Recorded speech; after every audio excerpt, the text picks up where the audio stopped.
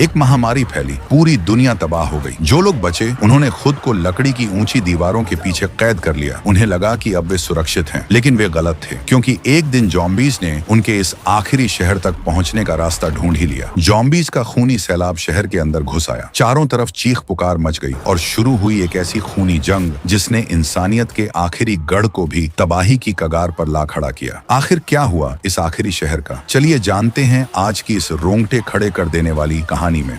आधी रात को सैरा की आंखें धमाकों की आवाज से खुलती हैं। बाहर का मंजर खौफनाक था। उसकी पड़ोसन ज़ॉम्बी में बदल चुकी थी। वह चीखती हुई सैरा पर झपट पड़ी। सैरा जान बचाकर भागी, तभी उसके पापा जोल और चाचा टॉमी आ गए। उन्होंने उस ज़ॉम्बी को मारकर सैरा को बचा तो लिए, लेकिन असली नरक तो अभी शुरू होना था। सरकार संक्रमित इलाकों को बम से उड़ा रही थी और इन्हें इस लॉकडाउन से किसी तरह निकलना था। तभी एक हवाई जहाज इनके कार के इतने करीब गिरा जिससे कार पलट गई। हादसे में सैरा बुरी तरह जख्मी हो गई। टॉमी मोर्चा संभालने लगा, जबकि झोल सैरा को लेकर नदी की तरफ भागने लगा। अचानक उनको ज़ॉम्बीज़ दौड़ा लिए। वहां तैनात एक फौजी ने उनको गोली मार दी। सैरा बुरी तरह जख्मी हो गई। शहर से भागने वाले हर इंसान को मारने का ऊपर से ऑर्डर था। इससे पहले कि वो झोल को मारता, टॉमी ने पुलिस वाले को शूट कर दिया। फिर भी सैरा नहीं बच सकी।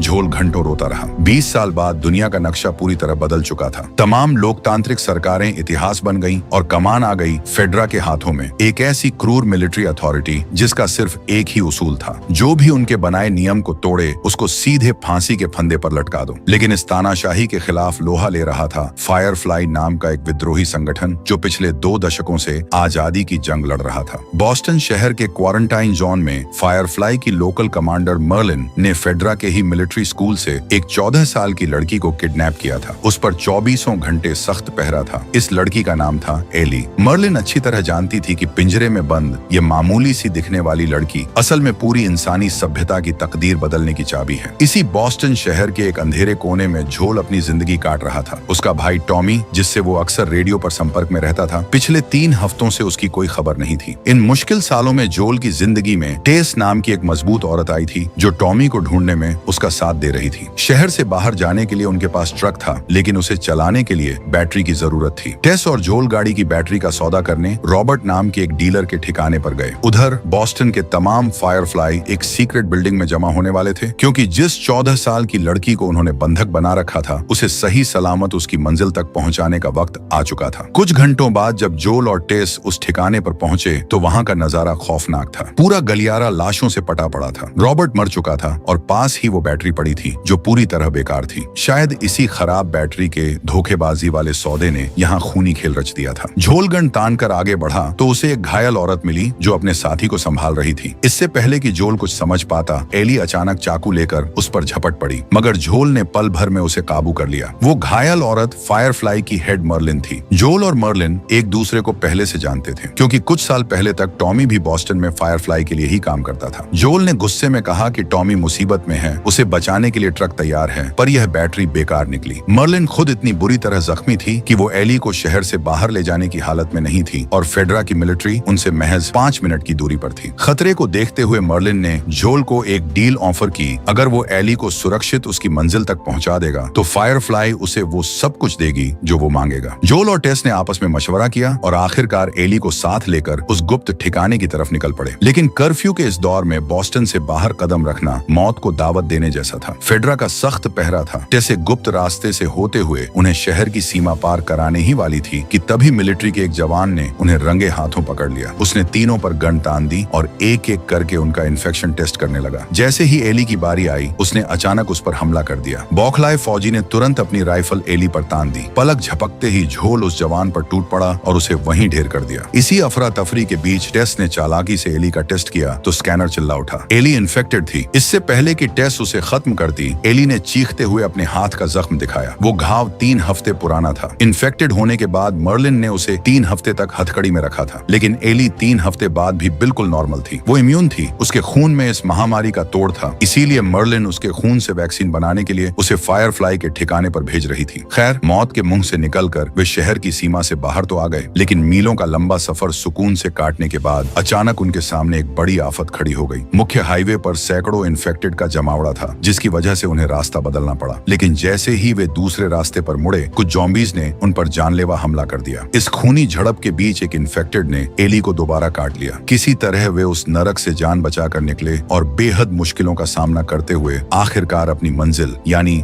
फायरफ्लाई के सीक्रेट बिल्डिंग तक पहुंचे। मगर वो पूरी जगह तबाह हो चुकी थी। वहां मौजूद फायरफ्लाई के तमाम लड़ाकों को फेडरा की मिलिट्री ने बेरहमी से मौत के घाट उतार दिया था और सारा सामान लूट ले गए थे। वहां एक चालू रेडियो तक नहीं बचा था जिससे वे आगे का रास्ता जानने के लिए संपर्क कर पाते। तभी एली ने बताया कि उसने सुना था कि पश्चिम में फायरफ्लाई का एक बड़ा बेस कैंप है जहां डॉक्टर्स की एक टीम इस महामारी का इलाज ढूंढने में जुटी। मगर जोल अब और आगे बढ़ने से साफ इनकार कर देता है। वो इस सुसाइड मिशन को छोड़कर वापस लौटने की बात करता है। तभी टेस भारी आवाज में कहती है, अब मेरा कोई घर नहीं है जोल, यही मेरा आखिरी ठिकाना है। टेस संक्रमित हो चुकी थी। पिछली मुठभेड़ में एक ज़ॉम्बी ने उसे काट लिया था। वहीं दोबारा काटे जाने के बावजूद एली बिल्कुल नॉर्मल थी। टेस को अब साफ साफ दिख रहा था कि एली के खून में ही इस वायरस का इलाज छिपा है। उसने जोल से कसम खाने को कहा कि वो अपनी जान पर खेलकर भी एली को उसकी सही मंजिल तक पहुंचाएगा। तभी वहां पड़ी लाशें अचानक ज़ॉम्बीज़ में तब्दील होने लगती हैं। दरअसल यह फंगस जमीन के नीचे मीलों तक एक जाल की तरह फैला हुआ था। अगर एक जगह भी कोई हरकत होती तो मीलों दूर बैठे इन्फेक्टेड को उसकी भनक लग जाती थी। जमीन के उस जाल ने सैकड़ों आदमखोरों को इस बिल्डिंग की तरफ दौड़ा दिया था। जोल ने टेस की उस आखिरी बात को माना और एली का हाथ पकड़कर उस मौत के सफर पर आगे बढ़ गया। उधर पीछे टेस ने उन सैकड़ों ज़ॉम्बीज़ को अपने पास खींच लिया और खुद को उड़ाकर उस पूरी बिल्डिंग को श्मशान बना दिया। इसके बाद जोल और एली वायोमिंग की तरफ सफर पर निकल पड़े, जहां शायद जोल का भाई टॉमी जिंदा था। रास्ते में वे कंसास सिटी पहुंचे, लेकिन हाईवे बंद मिलने के कारण उन्हें शहर के अंदर से गुजरना पड़ा। तभी एक घायल आदमी ने मदद मांगी, मगर अनुभवी झोल समझ गया कि यह जाल है। वह आगे बढ़ा ही था कि सड़क पर बिछे ट्रैप से उनकी गाड़ी क्रैश हो गई और चारों तरफ से गोलियों की बारिश शुरू हो गई। झोल ने कई हमलावरों को मार गिराया। इसी दौरान एक लड़का उस पर भारी पड़ गया। एली ने हिम्मत की और वे मिलकर उस लड़के को मार दिए। बाद में पता चला कि जिन लोगों से उनका सामना हुआ था वे कैथलीन नाम की एक खूंखार महिला की आर्मी थी, जिसने फेडरा की तानाशाही खत्म कर पूरे शहर पर कब्जा कर लिया था। जोल और एली ने जिस लड़के को मारा वो कैथलीन का ही लड़का था। अपने बेटे की मौत के बाद कैथलीन जोल और एली को ढूंढने के लिए पागल हो चुकी थी। इसी बीच उनकी मुलाकात हेनरी और उसके छोटे भाई सैम से हुई, जो शहर के मोस्ट वांटेड भगोड़े थे। हेनरी ने अपने कैंसर पीड़ित भाई को बचाने के लिए कैथलीन के भाई की मुखबिरी की थी, इसलिए पूरा शहर उसके खून का प्यासा था। चारों ने मिलकर शहर से भागने का फैसला किया और एक सीक्रेट अंडरग्राउंड सुरंग के रास्ते निकल पड़े। कई घंटों की खौफनाक यात्रा के बाद वे शहर से बाहर निकलने ही वाले थे कि एक स्नाइपर ने उन पर हमला कर दिया। झोल ने सूझबूझ से स्नाइपर को खत्म किया, लेकिन तभी कैथलीन अपनी पूरी सेना के साथ वहां पहुंच गई। गोलियों और धमाकों के बीच एक भारी ट्रक दुर्घटनाग्रस्त होकर जमीन धंसा देता है, जिससे नीचे बंकर में कैद सैकड़ों इन्फेक्टेड मॉन्स्टर्स बाहर निकल आते हैं। पल भर में पूरा इलाका नरक बन जाता है और कैथलीन की सेना उन आदमखोरों के सामने टिक नहीं पाती।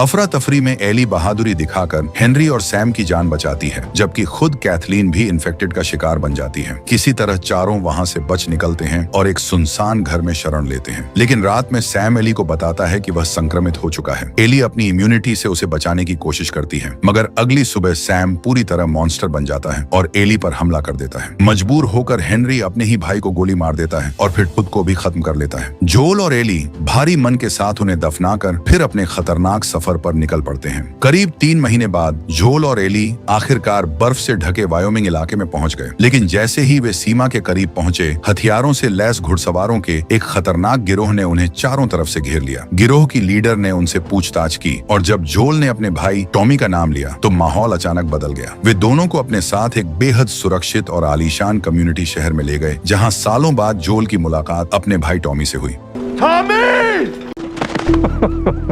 झोल को पता चला कि टॉमी अब मारिया नाम की महिला के साथ इस सुरक्षित शहर में रह रहा है और मारिया ही इस पूरे इलाके की लीडर है। यह शहर बाकी दुनिया से बिल्कुल अलग था। चारों तरफ मजबूत लकड़ी की ऊंची दीवारें, हर कोने पर स्नाइपर्स का पहरा और अंदर रहने वाले लोगों के लिए आरामदायक जिंदगी। टॉमी अपने बड़े भाई की बहुत इज्जत करता था, लेकिन उसे समझ नहीं आ रहा था कि इस खतरनाक सफर में झोल के साथ यह छोटी लड़की आखिर क्यों है। अकेले में झोल ने उसे टेस की मौत से लेकर एली के इम्यून होने तक का पूरा सच बता दिया। उसने दर्द भरी आवाज में कहा कहा कि अगर टॉमी ने उससे संपर्क न तोड़ा होता तो शायद टेस आज जिंदा होती। टेस की मौत की खबर सुनकर टॉमी अंदर से टूट गया। उसने बताया कि फायरफ्लाई छोड़ने के बाद उसने मारिया के साथ यह नई जिंदगी शुरू की थी और इस शहर के नियमों के कारण बाहरी दुनिया से हर तरह का संपर्क बंद करना पड़ा। इसी बीच जोल को महसूस होने लगा कि अब वह पहले जैसा मजबूत नहीं रहा, उसकी सेहत बिगड़ रही थी। इसलिए उसने टॉमी से गुजारिश की कि वह एली को फायरफ्लाई के मेडिकल बेस तक पहुंचा दे। टॉमी तैयार भी हो गया, लेकिन जब एली को इस फैसले के बारे में पता चला तो वह बुरी तरह भड़क उठी। इस बेरहम दुनिया में उसे सिर्फ झोल पर भरोसा था और वह किसी भी कीमत पर उससे अलग नहीं होना चाहती थी। आखिरकार एली की जिद और अपने अंदर छिपे लगाव के आगे झोल हार गया। उसने फैसला किया कि चाहे रास्ता कितना भी खतरनाक क्यों ना हो, वह खुद एली को उसकी मंजिल तक पहुंचाएगा। रवाना होने से पहले टॉमी ने अपने भाई से कहा कि इस शहर के दरवाजे उनके लिए हमेशा खुले रहेंगे। एली भी अब झोल की तरह बंदूक चलाना सीख गई थी और यही हुनर आगे उसकी जिंदगी की सबसे बड़ी ढाल बनने वाला था। कई दिनों का लंबा सफर तय करने के बाद दोनों आखिरकार उस सीक्रेट मेडिकल बेस तक पहुंचे, लेकिन वहां पहुंचते ही उन्हें फिर से निराशा हाथ लगी, क्योंकि फायरफ्लाई के लोग उस जगह को बहुत पहले ही खाली कर चुके थे। वहीं पड़े सुरागों और नक्शों से झोल को पता चला कि अब उनका अगला ठिकाना साल्ट लेक सिटी है, मगर वहां से निकलने ही वाले थे कि कुछ खूंखार लुटेरों ने उन पर हमला कर दिया। खूनी भिड़ंत में झोल ने दुश्मन को तो मार गिराया, लेकिन खुद भी बुरी तरह घायल हो गया। किसी तरह दोनों घोड़े पर बैठकर गोलियों की बौछार के बीच वहां से भाग निकले, मगर ज्यादा खून बहने के कारण रास्ते में ही झोल बेहोश होकर गिर पड़ा। एली बुरी तरह डर गई, लेकिन उसने हार नहीं मानी। वह झोल को एक सुरक्षित ठिकाने पर ले गई, खंडहरों में दवाइयां खोजी और खुद ही उसके गहरे जख्म सिल दिए। दर्द से कराहते हुए झोल बार बार एली से कहता रहा कि उसे छोड़कर वापस टॉमी के पास चली जाए, मगर एली उसे मरने के लिए छोड़ने को तैयार नहीं थी। कई दिन बीत गए, खाने का सारा सामान खत्म हो गया और मजबूरी में एली अकेले शिकार पर निकली। जंगल में उसने एक बड़े हिरण को घायल किया, लेकिन उसका पीछा करते करते वह डेविड और जेम्स नाम के दो रहस्यमयी शिकारियों तक पहुंच गई। डेविड ने दवाइयों के बदले हिरण का आधा मांस देने का सौदा रखा और एली मजबूरी में मान गई, मगर एली के जाते ही जेम्स ने बताया कि यही वह लड़की है जिसके साथी ने यूनिवर्सिटी में उनके आदमी एलेक्स को मार डाला था। डेविड ने ठंडी मुस्कान के साथ बदला लेने की कसम खाई। अगली सुबह एली ने देखा कि डेविड अपने खूंखार आदमियों के साथ उनके ठिकाने की तरफ बढ़ रहा है। खतरा भांपते ही एली ने खुद को चारे की तरह इस्तेमाल किया और शिकारियों को अपने पीछे लगा लिया ताकि झोल बच सके,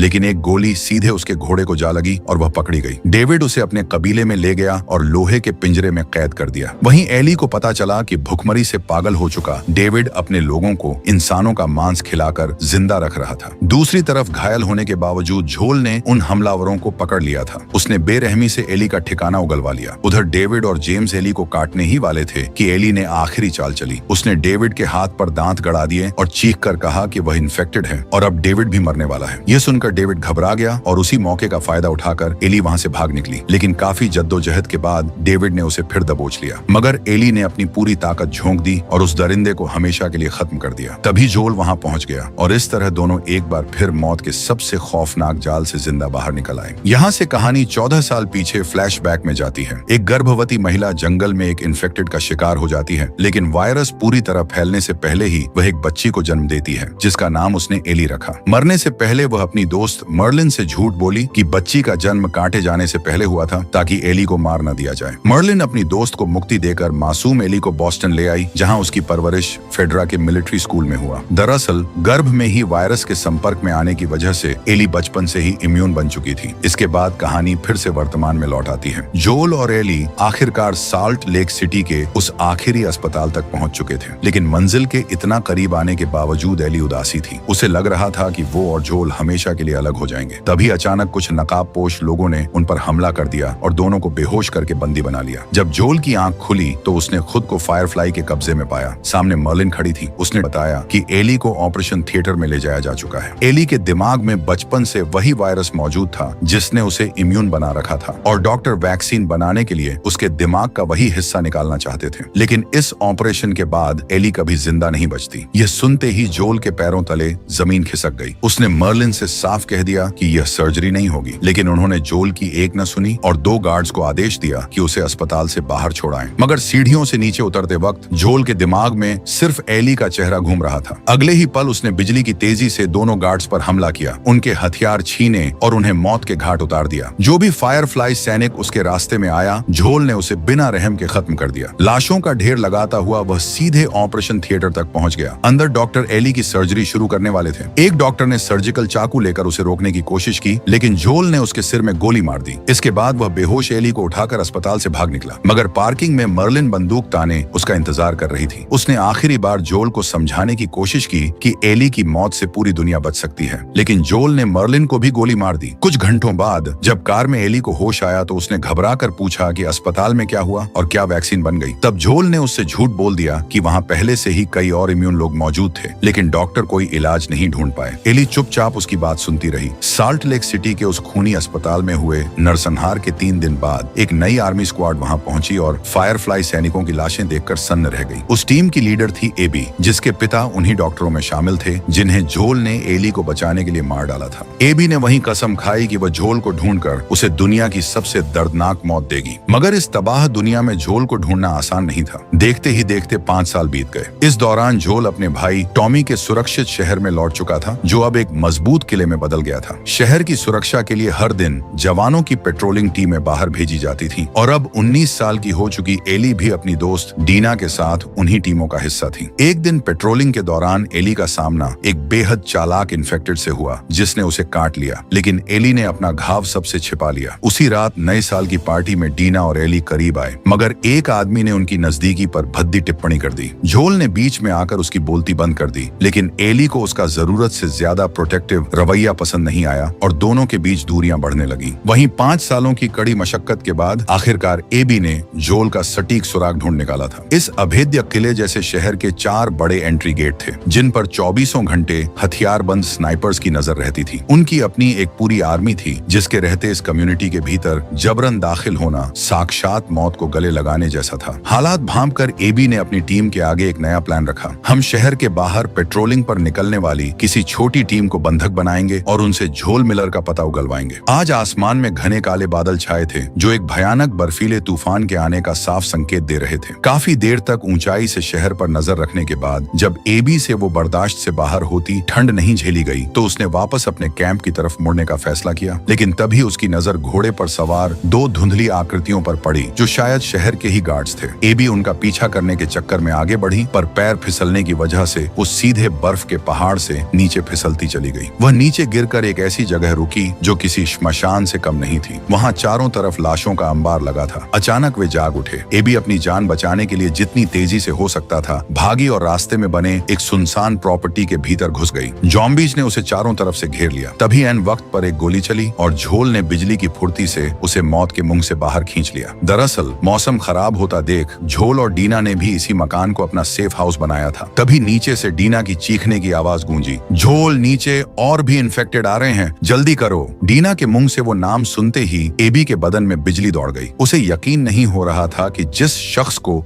वो 5 सालों से ढूंढ रही थी, उसी ने अभी अभी उसकी जान बचाई है। एबी के भीतर बदले का ज्वालामुखी फट पड़ा, लेकिन वो चाहकर भी उस वक्त झोल पर हमला नहीं कर सकी, क्योंकि भागदौड़ के बीच उसकी पिस्तौल बर्फ में कहीं गिर चुकी थी। दूसरी तरफ शहर के भीतर एक कंस्ट्रक्शन साइट पर एक मजदूर को कंक्रीट के बीच फंगस का एक जिंदा जाल दिखाई दिया। अगले ही पल पूरे इलाके में खतरे के सायरन गूंज उठे। शहर में तुरंत रेड अलर्ट घोषित कर दिया गया और इमरजेंसी बंकरों के दरवाजे खोलकर बच्चों और बुजुर्गों को सुरक्षित अंदर भेज दिया गया। हालात बिगड़ते देख टॉमी ने तुरंत रेडियो पर झोल से संपर्क साधने की कोशिश की, लेकिन बर्फीले तूफान और खराब मौसम की वजह से सिर्फ सन्नाटा हाथ लगा। घबराकर टॉमी ने जैसी को वायरलेस पर लिया और बताया कि झोल कोई जवाब नहीं दे रहा है, वो जरूर किसी बड़ी मुसीबत में है। ये सुनते ही एली और जैसी बिना एक पल गंवाए झोल को ढूंढने के लिए 2 अलग-अलग दिशाओं में निकल पड़े, ताकि पूरे इलाके को छानकर वे आगे एक तय पॉइंट पर मिल सकें। उधर हजारों इन्फेक्टेड का एक रेला झोल डीना और एबी के पीछे पड़ चुका था। इसी बीच शहर की मजबूत दीवारों पर भी आदमखोरों के पहले जत्थे ने धावा बोल दिया। टॉमी और उसके जांबाज सैनिकों ने मोर्चा संभाला। उन्होंने दीवारों से नीचे पेट्रोल के भारी ड्रम फेंकना शुरू किए और सटीक निशाना लगाकर उनमें आग लगा दी। पल भर में आधी से ज्यादा फौज जिंदा जलने लगी और बचे हुए ज़ॉम्बीज को सैनिक अपनी बंदूकों से भूनने लगे, मगर उनकी तादाद घटने के बजाय हर सेकंड दोगुनी रफ्तार से बढ़ती जा रही थी। इधर झोल अपना शहर जलता देखा वापस जाने के लिए बेचैन हो उठा। तब एबी ने उसे समझाया कि वहां जाने से पहले वो ठंड से ही मर जाएगा। एबी का ठिकाना यहाँ से थोड़ी दूर पर ही था।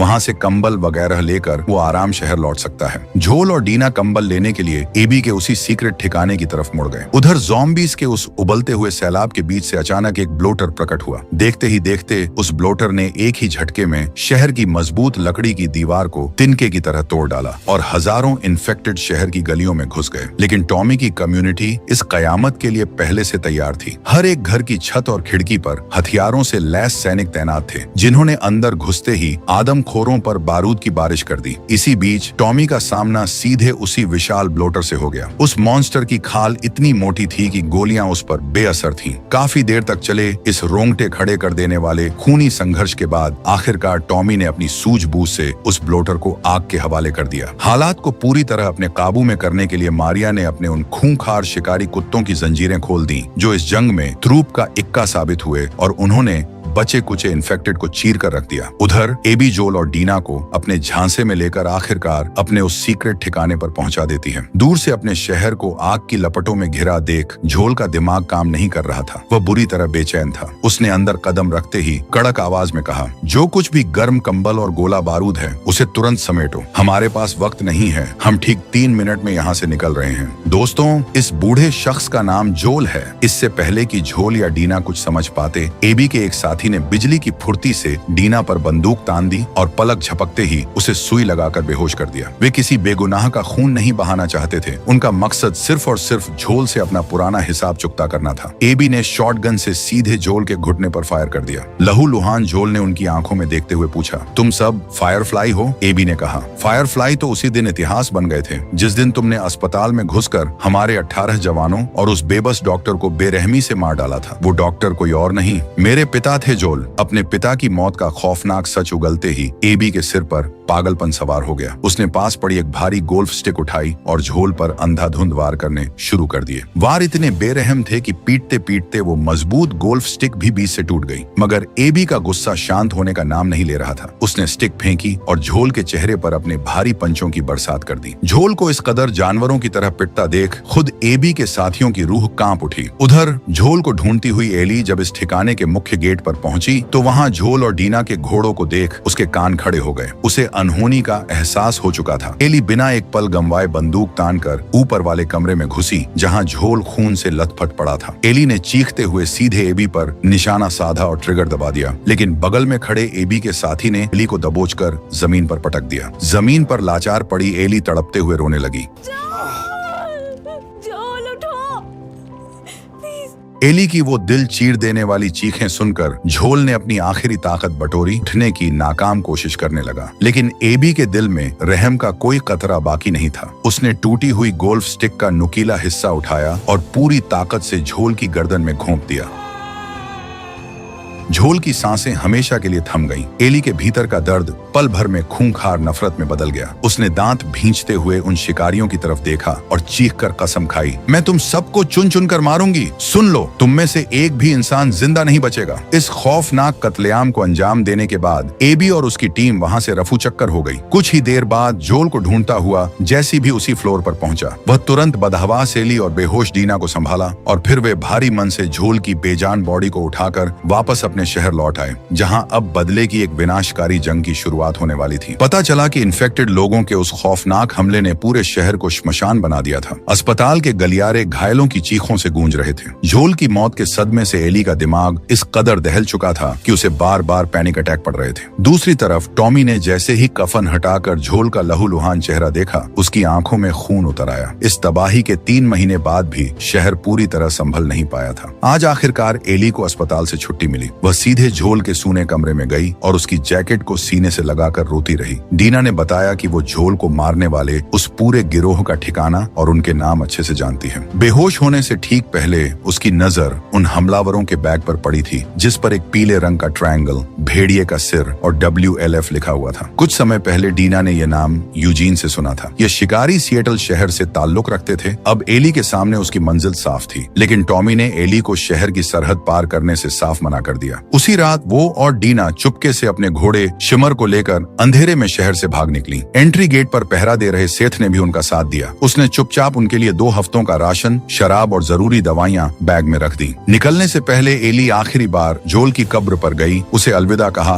और फिर दोनों सिएटल के खूनी सफर पर आगे बढ़ गईं। हफ्तों के थकाऊ सफर के बाद जब वे सिएटल की सीमाओं के नजदीक पहुंची तो रास्ते में उन्हें कुछ इंसानी लाशें बिखरी मिली। उन शवों के चेहरे और बदन पर अजीब निशान बने बने थे। यहाँ से कहानी 11 साल पीछे फ्लैशबैक में जाती है, जिससे सिएटल के इस नए नरक का इतिहास सामने आता है। फेडरल मिलिट्री की एक बस सिएटल के क्वारंटाइन जोन की गलियों से गुजर रही थी। बस के अंदर बैठा एक फौजी सिएटल के आम नागरिकों को गंदी नाली का कीड़ा कहकर उनका मजाक उड़ा रहा था। ये सुनकर उनके सार्जेंट आइजक का पारा चढ़ गया। आइजक ने उसे डांटते हुए कहा, हमने इन लोगों के जीने के अधिकार से लेकर वोटिंग राइट्स तक छीन लिए। आए दिन सड़कों पर इनकी लाशें गिर रही हैं और तुम्हें यह एक मजाक लग रहा है। तभी अचानक ड्राइवर ने जोर से ब्रेक मारी और बस बीच सड़क पर रुक गई। सामने कुछ गाड़ियों को खड़ा करके पूरा रास्ता ब्लॉक किया गया था। सड़क के उस पार कुछ लोग खड़े थे। सार्जेंट आइजक बस से उतरा और अपने साथ सिर्फ एक नए युवा रिक्रूट को लेकर मामला जांचने गया। पता चला वो वुल्फ गिरोह से थे और जो महिला आइजक से बात करने आई थी उसका नाम हेनराहन था। हेनराहन से हाथ मिलाते ही आइजक के तेवर बदल गए। वह वापस अपनी मिलिट्री बस के पास लौटा और चालाकी से 2 जिंदा ग्रेनेड बस के अंदर फेंक दरवाजा बंद कर दिया। एक जोरदार धमाके के साथ आइजक ने अपनी ही बटालियन के सभी फौजियों को जिंदा भून डाला। दरअसल आइजक बहुत पहले ही फेडरा की तानाशाही से गद्दारी करके पीठ पीछे वुल्फ संगठन का मुखिया बन चुका था। उधर एली और डीना सिएटल के भीतर कदम रख चुकी थी। शहर में कुछ दूर अंदर जाने पर उन्हें फेडरा का एक पुराना मिलिट्री बेस मिला, जहां चारों तरफ फौजियों की सड़ी गली लाशें बिखरी पड़ी थी। नजारा साफ बयां कर रहा था कि WLF के लड़ाकों ने यहाँ फेडरा को चुन चुन कर मौत के घाट उतारा था। पास ही के एक ऊंचे टावर पर WLF लिखा हुआ था। दूसरी तरफ वुल्फ का बेरहम मुखिया आइजक एक स्कार को यातनाएं दे रहा था। दरअसल इन दिनों सिएटल के जंगलों में स्कार नाम के कट्टर आदिवासी और WLF के बीच खूनी जंग छिड़ी हुई थी। रास्ते में एली को जो विकृत लाशें मिली थी वे इसी स्कार गिरोह के लोगों की थी। आइजक ने लोहे के एक खौलते हुए गर्म पैन से उस स्कार के बदन को दागा और दहाड़ते हुए पूछा,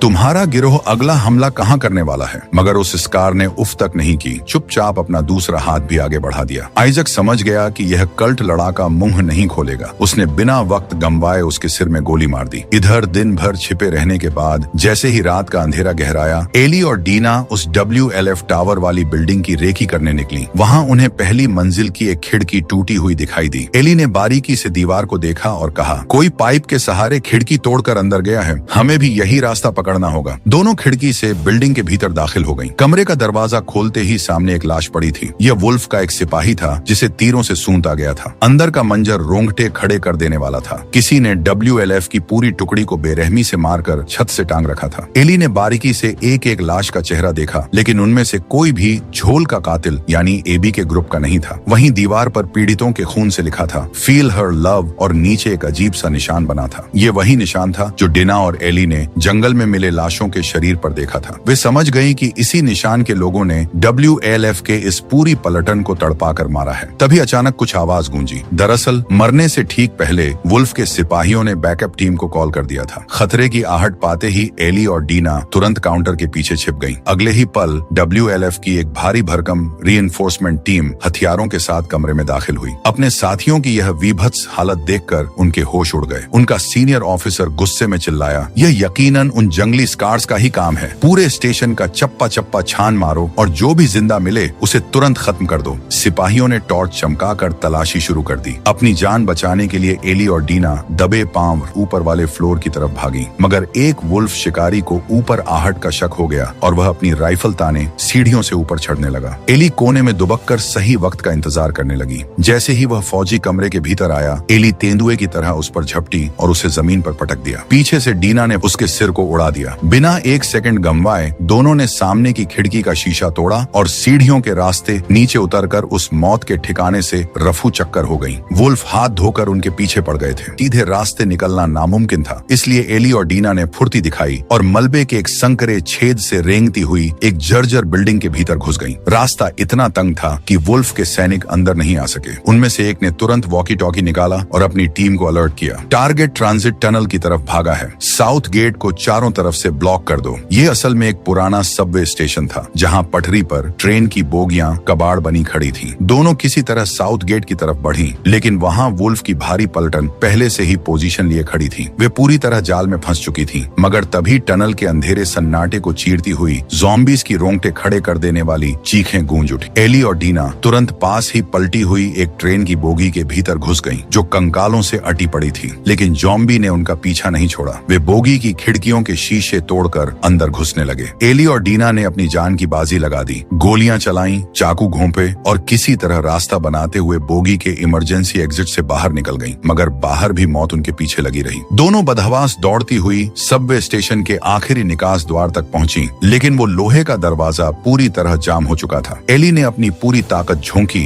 किसी तरह दूसरी तरफ पार हो गई। डीना उसी तरफ रह गई। तभी एक खूंखार ज़ॉम्बी ने डीना पर हमला कर दिया और उसे काटने ही वाला था कि एली ने अपना हाथ आगे बढ़ा दिया। किसी तरह उसे ढेर किया और दोनों उस जगह से जिंदा बाहर निकल आई। डीना ने अपनी आंखों से देखा था कि ज़ॉम्बी ने एली को काटा था और तब एली ने इम्यून होने का वो राज खोल दिया। डीना ने भी उसे खुशखबरी दी, वो प्रेग्नेंट थी। स्टेशन की तलाशी के दौरान उसे एक मेडिकल किट से प्रेगनेंसी का पता चला था। उसके पेट में पल रहा बच्चा उसके एक्स बॉयफ्रेंड जैसी का था। तभी रेडियो पर अचानक एक मैसेज गूंजा। वुल्फ का एक कमांडर कह रहा था, हम वापस बेस की तरफ लौट रहे हैं और सभी बचे हुए साथियों को लेक हिल शिफ्ट कर रहे हैं। नोरा से कहो कि वो मेडिकल टीम के साथ अलर्ट रहे। नोरा नाम सुनते ही एली का बदन सिहर उठा। उसे अच्छे से याद था कि जोल के कत्ल के वक्त उस कमरे में नोरा नाम की लड़की भी मौजूद थी। रेडियो पर यकीनन उसी की बात हो रही थी। एली ने तुरंत मैप खोला, लेक हिल की लोकेशन देखा और निकल पड़ी। जल्द ही वे लेक हिल के उस इलाके में पहुंच गईं। वहां एक पुरानी बिल्डिंग के भीतर अचानक उनका सामना दर्जनों खूंखार ज़ॉम्बीज से हो गया। एली ने डीना को सुरक्षित रखने के लिए एक लोहे की जालीदार कोठरी भेज दिया और खुद उन ज़ॉम्बीज से अकेले ही भिड़ गई, क्योंकि वो इम्यून थी। मगर ज़ॉम्बीज की तादाद इतनी ज्यादा थी कि वे कुछ ही पलों में एली पर भारी पड़ने लगे और उसे जमीन पर दबोच लिया। कुछ ज़ॉम्बीज ने उस जाली को भी बेरहमी से तोड़ डाला जिसके पीछे डीना छिपी बैठी थी। दोनों तरफ से मौत उन्हें घेर चुकी थी और उनका बच निकलना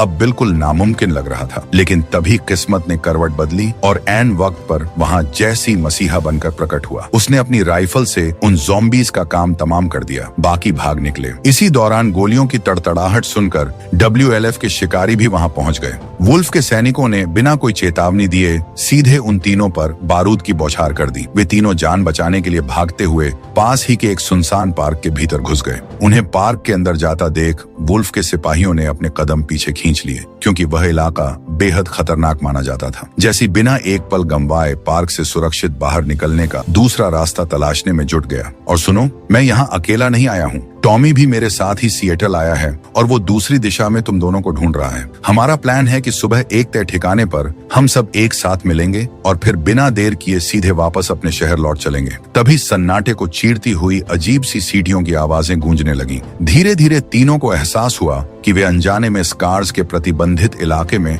कदम रख चुके हैं। झाड़ियों के पार एक खाली जगह पर स्कार्स के आदिवासियों का एक झुंड इकट्ठा था, जिन्होंने वुल्फ के एक सिपाही को बंधक बना रखा था। वह फौजी खौफ से कांपते हुए गिड़गिड़ा रहा था, मुझे मत मारो, मैं तुम्हारे काम आ सकता हूँ। मुझे अपने कमांडर आइजक के अगले हमले के हर एक प्लान के बारे में सब पता है। मगर उन कट्टर लड़ाकों पर उसकी भीख का कोई असर नहीं हुआ। स्कार्स के मारने का यही चिरपरिचित तरीका था। डीना से यह वीभत्स क्रूरता बर्दाश्त नहीं हुई और डर के मारे उसके मुंह से एक तीखी चीख निकल गई। चीख सुनते ही एक स्कार ने तीर सीधे डीना के पैर में दे मारा। हालात बेकाबू होते देख एली ने तुरंत फैसला लिया, मैं गोलियां चलाकर इनका ध्यान भटकाती हूँ और इन्हें दूसरी तरफ खींचती हूँ। हम सब सीधे उसी पुराने थिएटर में मिलेंगे। छुपते छुपाते आखिरकार भागते हुए पार्क के मुख्य निकास द्वार पर पहुंच गई। मगर एक तरफ स्कार्स थे तो दूसरी तरफ वुल्फ के आधुनिक सैनिक पोजीशन लिए खड़े थे।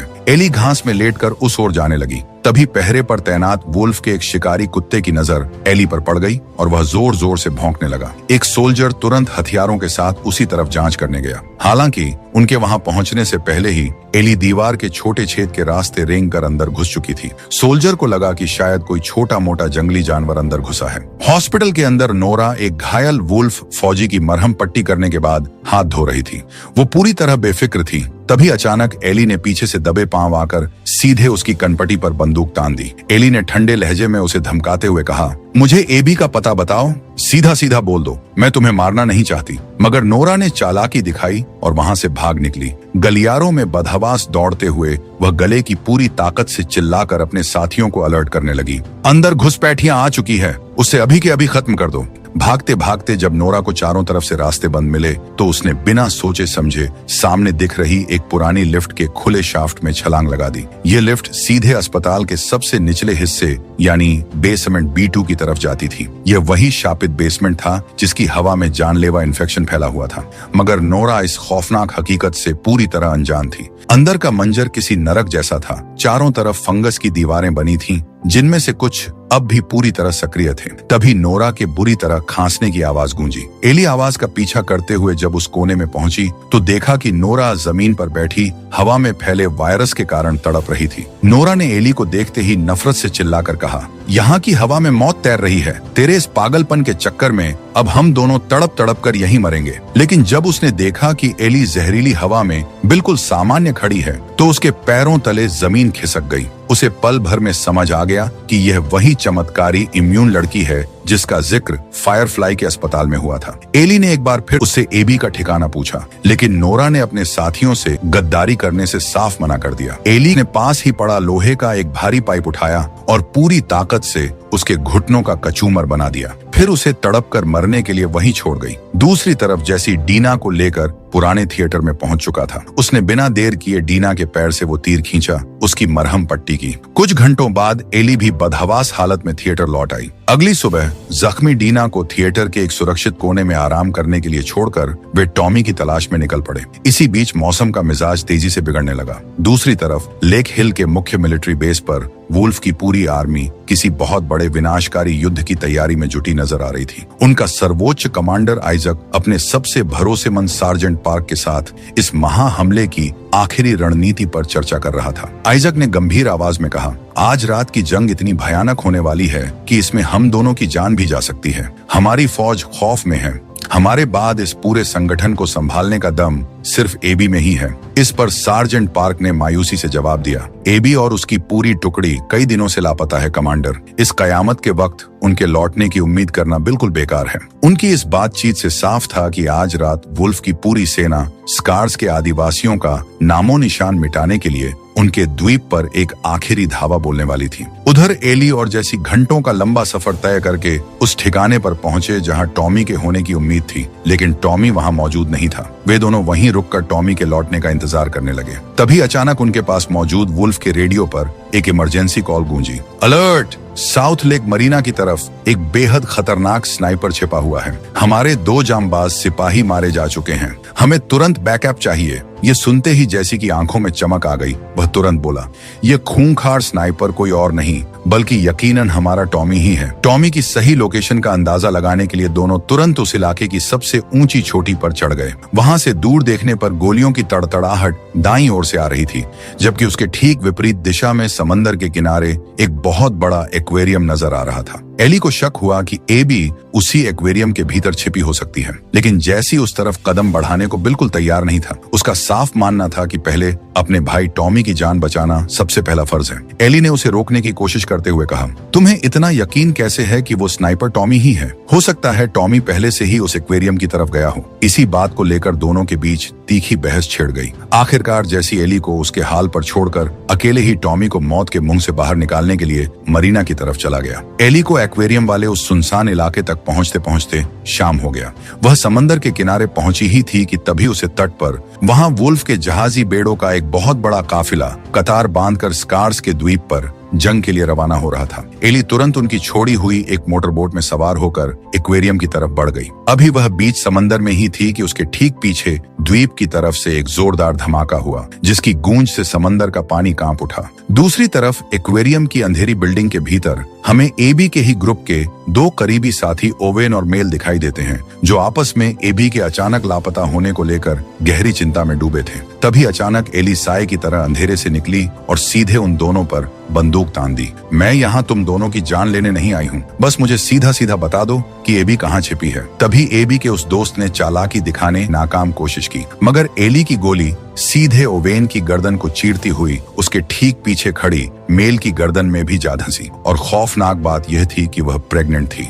वह मरणासन्न हालत में तड़पते हुए अपने पेट पर हाथ रखकर एली से गिड़गिड़ाने लगी, प्लीज मेरा पेट चीरकर मेरे बच्चे को बाहर निकाल लो। एली के हाथ में चाकू था, लेकिन चाहकर भी वह चाकू नहीं चला सकी। इस घटना ने एली के भीतर तक को झकझोर दिया। कुछ घंटों बाद टॉमी और जैसी भी उसी एक्वेरियम में पहुंच गए। वहां से वापस उसी पुराने थिएटर में लौट आए। उन्होंने फैसला किया कि सिएटल में अब और रुकना सही नहीं है, इसलिए अगली सुबह सूरज उगते ही वे इस खतरनाक शहर को हमेशा के लिए छोड़ देंगे। मगर वे इस बात से पूरी तरह अनजान थे कि मौत का साया उनका पीछा करते करते खुद थिएटर की दहलीज तक आ पहुंचा था। पूरा प्लान तैयार करने के बाद टॉमी अपना सामान पैक करने के लिए बगल के कमरे में चला गया। तभी अचानक टॉमी की एक दर्दनाक चीख सुनाई दी। चीख सुनते ही एली और बंदूकें तान कर भागते हुए जैसे ही हॉल का मुख्य गेट खोला, एबी की बंदूक से निकली गोली जैसी कि सिर को भेद गई और वह वहीं मर गया। एली ने बिजली की फुर्ती दिखाई और अपनी जान बचाकर तुरंत कवर में छिप गई। तभी एबी की आवाज गूंजी, एली चुपचाप बाहर निकल आओ, वरना मैं तुम्हारे इस दूसरे साथी का भी भेजा उड़ा दूंगी। मैंने और मेरे साथियों ने रहम खाकर तुम्हें जिंदा छोड़ दिया था और तुमने बदले में सिएटल आकर मेरे एक एक दोस्त को बेरहमी से मार डाला। इससे पहले कि एली कुछ समझ पाती, एबी की गन से एक और फायर हुआ। उस काली रात थिएटर के उस बंद कमरे में आगे क्या खूनी खेल खेला गया और क्या एली इस जानलेवा हमले से जिंदा बच पाई? यह दिल दहला देने वाला सच अब हमें कहानी के अगले सीजन में देखने को मिलेगा।